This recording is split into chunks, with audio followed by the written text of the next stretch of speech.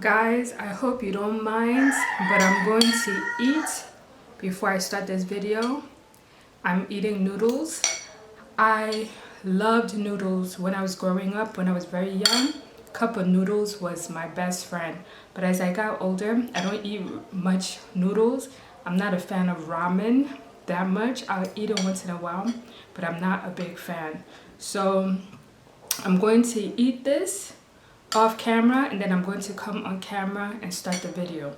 And I also wanted to mention Nigeria has this ingenious way of selling water. We call this pure water, and it's very affordable, different from bottled water. You can just get it for very cheap. So I just wanted to let you guys know, made in Nigeria. And I think cup of noodles is made in South Korea, and our video today is going to be about South Korea. So let me eat this off camera and then come back, and then we'll start the video. All right guys, I'll see you soon. Guys, when I tell you it is so humid in Nigeria right now, I am sweating. I just finished my Nigerian noodles. Oh, that's another thing I wanted to mention. Let me show you guys something. I've been in Nigeria for 4 years, and anytime I've eaten noodles, it's been from an Asian brand. We have Indomie, we have other brands. They've all been like Asian, but I discovered this Nigerian brand Indomie, and I ate it, and it was pretty good. So this is made in Nigeria. I showed you guys the pure water that is ingenious to me, that we buy very cheap and affordable. And we also have noodle brand by this company. This company makes different snacks. It's a Nigerian brand. So Nigerians, we're doing things, so we they try well. So let me get into the videos, and I'll tell you what this video is about. But oh my gosh, it's humid. Nigeria is very humid right now. I am just sweating all over the place, and there's nothing I can do about that, guys. I took a shower, I ate my food, I'm sweating. I even have a towel that I'm mopping myself up, but it's not helping. But we must continue and do this video, so let's get into it. All right, when you think of South Korea, I don't know about you guys, I just think South Koreans are some of the most beautiful people. They take pride in their looks. They're known for cosmetics. I feel if I was to rate the most insecure and shallow country in the world, South Korea will pop up because of how much they are very concerned and obsessive about looks, to the point where they'll get plastic surgery and look, to me, worse than before they got the plastic surgery, more like robotic and plasticky, which a lot of people who get plastic surgery, they end up looking. But something is happening in Hollywood now where some of those people that used to look crazy with their plastic surgeries, like they've done a reverse where they look young and gorgeous, like Lindsay Lohan. Like, oh my gosh, Lindsay Lohan looks amazing. But anyway, so we know that South Korea is obsessed with beauty. Me, I don't wear makeup, and I don't have really a beauty routine, but my products that I do have are South Korean. And I feel like when I started using South Korean products, I didn't need to wear makeup and have a beauty routine. I'll show you some of the items I have. I've had them for over 4 years, and most of them are finished or spoiled. But I have this South Korean product. It's called Dear Clears. Oh my God, I recommend this brand. I've had the product for like, let's say five or so years, and it's almost finished. I bought it before I came to Nigeria. This is the toner. I had another one that broke. It was for sensitive skin. Also, this is Dear Clear as well. This is their midnight blue calming cream. This one is almost finished, but it's spoiled because I've had it for so long. I need to replace it. I'm so sad that it's spoiled, but it was only a small amount left, so it's okay. Look at the tube, it's so nice. And all these products I'm showing you, they work wonders on your skin, that you won't have to wear makeup when you wear them. I had so many Korean products that they're finished or they're spoiled. And then of course I have these for the lips. When I do wear makeup, it's usually on my lips and nowhere else because I don't know how to do makeup. So I just focus on my lips. So let's do this. I think South Korea has the best beauty products. If you disagree, correct me and let me know who you think has better beauty products. Don't say America because that's a lie. America has very dangerous products. I mean, chemicals in their products. And for me, I'm always allergic to American products, but with South Korean products, I'm never allergic to them. I'm wearing Vaseline. So the Vaseline is kind of working against this, but it's just so subtle. So how do I look, guys? Look at that. Just a few swipes and I feel like I already look different. This is like airbrushing. Guys, tell me that this is not like airbrushing. I just put on a lip stain and already I look different. Maybe I shouldn't get too close. Maybe further apart is better. It has to dry. But that's what I'm saying with South Korean products. Is like less is more. So now let's really get into the video because I keep rambling and not even getting into the video. So now let's get into the video. Now that I've kind of like gotten myself ready. All right, so this video is going to be talking about why I think this is a conspiracy theory. This is not a fact. I don't think anybody else has spoken about this. I'm the first person to bring it up, but I'm just feeling like something is off because I started watching Korean drama in 2007, like actively. I watched small before then, but 2007 is when I really got into Korean drama. And then I was an intern for the New York TV Festival, like around 2013, 12, around that time frame.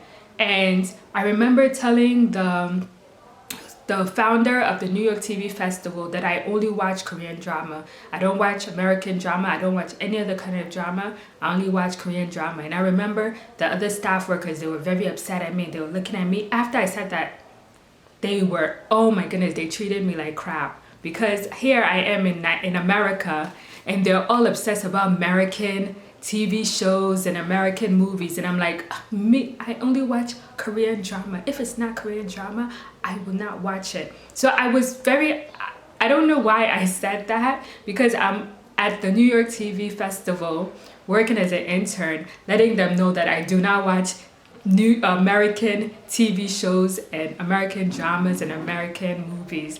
But the founder was very interested in what I was saying. Of course, my staff members, they cut me off to not have access to him after that. But he was very interested in the fact that I was interested in Korean drama. And soon after, when I left the internship, I left because I didn't like being there. It was very discriminatory, very prejudice. I might even say racist, you know, the way they treated me. The New York TV Festival got into Korean drama, and you saw with Netflix now carries Korean drama. I know around that time Hulu was doing Korean drama.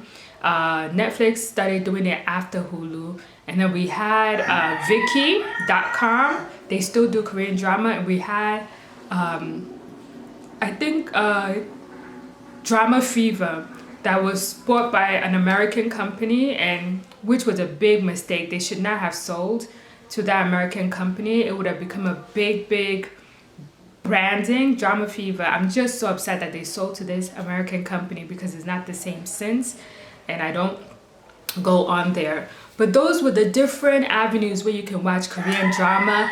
And shut the hell up. How long are you going to do it? It's already morning. Like these cocks in Nigeria, they're very annoying. Kai is past morning and he's still go. So anyway, guys, let's focus. As I was saying before, the rooster disturbed me. So I felt like around that time, 2010s towards now, there's been a lot of scrutiny, a lot of focus on Korean drama. And this is a positive and a negative, because I know a lot of people, whether they're in the entertainment industry or any kind of career, they want to break into the American industry. They want to break into Hollywood and so on. So it helped a lot of Korean celebrities to be able to get their foot in the door and be seen and not be invisible as they were before in Hollywood. The bad side of it is it's also exposed the Korean culture. With the American culture, American celebrities and American citizens, they have a thick skin. So if you criticize an American, whether a citizen or a celebrity, sometimes they'll snap back at you and they'll let you know this is what it is, this is not what it is, because they have a thick skin. They're very used to criticism and they can handle criticism. That's the opposite for Korea. Because like we mentioned before, Korea is a very superficial, very insecure country. In society, the people are, it's like as if they're cuddled a little bit too much and they don't like criticism. They're very thin-skinned. So you just say one thing and it will just spoil their whole life. It wouldn't even spoil their whole day. It will just spoil their whole life. And knowing this about Korean culture is like you have to be careful what you say. It's not that you're not being honest, but you have to be diplomatic in how you handle South Korean people opposed to American people. That also relates to how you handle the celebrities. And I've noticed that Americans and American media is not understanding that, and that's what is leading to a lot of South Korean people to pop themselves. And I'm not blaming everything on American or Western media, because South Korea itself has a problem with bullying, it has a problem with pressure, it has a problem with conformity, where everybody thinks the same, and if you think different, they ostracize you, they excommunicate you, they cancel you. And most South Korean people, they cannot handle that. They cannot, because their country is very about community, and if you're moved out of the community, it's kind of detrimental to a certain extent. And I've noticed a lot of Korean celebrities, very young Korean celebrities, are buying themselves left and right, deleting themselves because they cannot handle the scrutiny, they cannot handle the criticism that is leveled on them. And I feel like in some ways the Western media is getting some kind of enjoyment out of this. And the reason why I say that is because when South Korean drama and movies became a big thing, it took the shift and the attention away from Hollywood. Nobody cared about Hollywood again. It was about Korean drama, Korean movies. So nobody was really looking at Hollywood, and Hollywood has big issues. They're having scandals. I won't be surprised if Hollywood is never the same after all these scandals that has gone on in Hollywood with the Me Too movement and all these other movements that is exposing how toxic, corrupt, demonic, evil Hollywood is. And I've always known this for a long time. I even wanted to be an actress for a short time. I wanted to be a filmmaker, which I still want to be, and I'm going to be for maybe Nollywood. But these industries are very corrupt. I'm not saying that South Korea industry is not corrupt as well, because these celebrities in South Korea, they have management, their entertainment companies and management that take advantage of them, use them, exploit them, and at a fraction of a cost as if they were in Hollywood. They don't get paid as much. They're controlled by their entertainment companies and managers, agents, and even their fans. Their fans control them, guilt trip them, criticize them, bully them, stalk them, and they're just very obsessed with their life outside of their work. And they don't understand that these people, their personal life is different from their professional life, and they need to learn how to separate that. I think that goes all the way around, not just for South Korean media, but every entertainment media, whether Hollywood, South Korea, Nollywood. You have to understand that these people are playing a role. The role they play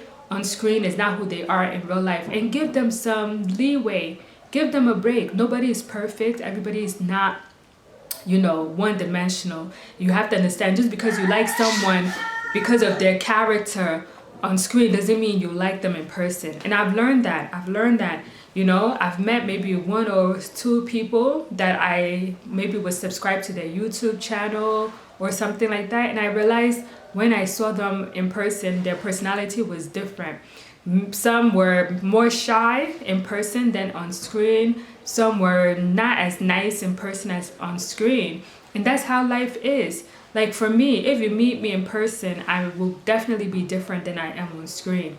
Like, you understand? So you have to understand that no one is who they're portrayed on a script. They're reading a character. Someone have given them these lines that said, read these lines, act this part. It doesn't mean that's who they are. And like South Korea does not understand this. At least the netizens and the fans, they don't understand that these people, just because you love the way they sing, dance, and act, doesn't mean that they're nice people. And it's okay. Not everybody has to be nice. And that's what the world doesn't understand. The world thinks that everybody is meant to be nice. It is not true. Not everybody is nice. And sometimes you could be nice, but it doesn't mean you're nice all the time. It depends on the situation. It depends on the environment. It depends on your mood. You could be the nicest person and something could just be a catalyst that sets you off that time and you're not nice. Imagine you want to be left alone because of whatever reason. You're eating your food and someone just comes up to you and wants to take a picture or get your autograph and you just want to be left alone. It's like people can't understand that. It's like learn boundaries, and that's what I feel is wrong in the entertainment industry. And I feel like South Korean celebrities, they're not handling fame and success as well as maybe Hollywood, because there's more scrutiny and criticism in their culture where they're expected to be perfect at all times, anytime. And if they make one mistake, they get written off. They don't even get second chances. In America, things that you can get away in America, you cannot get away in South Korea because of how conservative their country is or how they pretend to be conservative.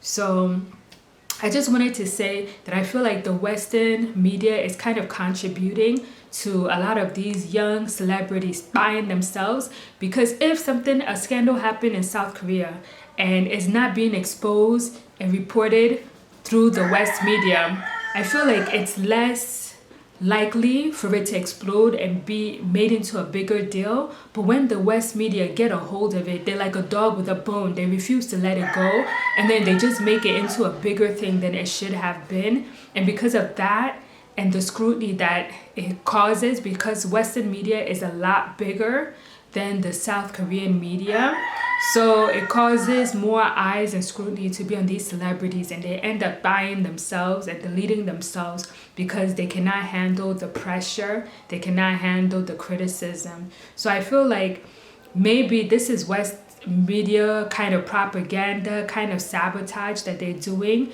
to kind of get rid of South Korean celebrities so that the focus can go back to Hollywood, the Hollywood celebrities. And I don't know if that's going to happen. It's like all of these South Korean celebrities, they're buying themselves. Who's going to be left? That's the question. If all of these South Korean celebrities are buying themselves, who's going to be left for us to watch our Korean drama? Because I know I'm not watching any American TV shows. Even when I was living in America before Korean drama, I wasn't watching the American TV shows. So what are we going to do? I know it sounds very selfish that I'm saying I don't want these celebrities to die because I want to be able to enjoy their work. But it's bigger than that. It's bigger than that. I don't know these people, but I feel like they're very young and they're dying at a very young age and they have so much to live for. So my only hope is that these people realize that their career is not the end all be all. If for whatever reason they find themselves in a scandal and they're getting a lot of scrutiny from their media company, from the Western media company, they need to take a step back and find a second kind of career. I feel like everybody nowadays should have 2 careers or more. Find different passive income. So if you lose or get fired from whatever job or career that you had and you enjoy, have a second one that you enjoy as well. You understand? Let them have hobbies. Now we have Netflix, we have YouTube, we have TikTok, we have Instagram. We have so many ways that you can become a celebrity and make money. Being a Korean TV drama or movie star is not the only way. So if those people cancel you, where you cannot go to those big networks that are in South Korea, go to smaller networks. If you find yourself having a hard time getting a job in South Korea, leave South Korea, go to a different country that will embrace and accept you and live your life. I feel it's very sad and unfortunate that they decide that the only way out is to buy themselves when their life is just beginning. These people, like in their early 20s, in their 30s, some in their 40s, they're very young and their life hasn't even begun. I feel like my life in my 40s is now beginning. When I was in my 20s, I was going through a quarter life crisis. When I was in my 30s, I was confusion, even up to now, confusion. But it's only in my 40s that I'm self-reflecting and saying, what do I want to do with my life? There are people who will go gung-ho for whatever career, spend thousands of dollars going to college, getting these careers, and then ending up deciding this is not what they want to do, and they'll just find something that is very simple and laid back, and they'll be satisfied and content with that. Me, in my 40s, I'm still deciding what I want to do, and I'm not putting pressure on myself. And that's why I feel like the Western society, like America, UK, they put pressure on people that you have to get married in your 20s. You have to have a great career by your 30s. By your 40s, you have to retire or be a millionaire or whatever it is. When in actuality, it's okay to get married in your 30s, your 40s, start your children, and then you don't even have to ever retire. You can just enjoy your life however you want. You understand? So I just wanted to share that with you guys. I hope that if any South Korean celebrity watches this video, let them know that you do not need validation from anyone. If you've made a mistake, forgive yourself and move on. Do not rely on strangers that you do not know to forgive you, and to know that your life is worth living, that if there's a career that you're doing that you love, make sure you have a second backup career. Do not put all of your eggs in one basket, because your life is worth more than that. Your life is worth more than your career, and you don't need strangers to be telling you what you need to be doing with your life. Be who you want to be, love yourself, and your life belongs to God. You know, at the end of the day, that's who your life belongs to, and just be yourself and be happy with who you are, because everyone else is taken. Be yourself, because everybody else is taken. All right, guys, I hope you enjoyed this video. Tell me what you think about what is happening in South Korea with all these celebrities buying themselves left and right, and if you think the Western media plays a part in this kind of situation that's happening. I feel like in some ways the Western media is playing a part by making the scandals and situations bigger than they are, and that is causing more harm to South Korea than good. And I feel like it's a sabotage from Hollywood, but that's my conspiracy theory. I can be wrong. Let me know. All right, guys, bye.